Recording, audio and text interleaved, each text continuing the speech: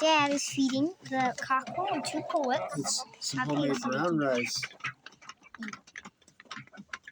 In the winter, we give our flock.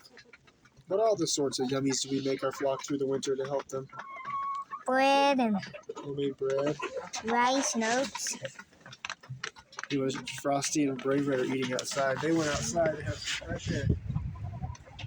But it's a Think snowy they're a day. cockerel and a pullet? Yeah, I think they were both cockerels.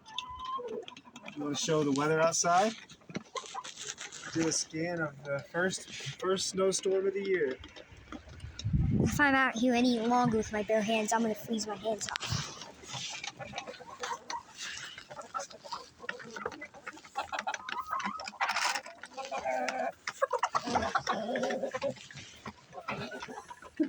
Nice. Little Mac, Connor Red, and Midnight. The youngest Little flock Mac, members. Connor Red, Midnight.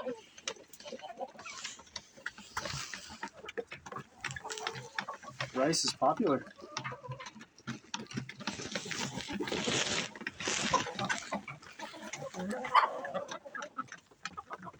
We have bread to give out too.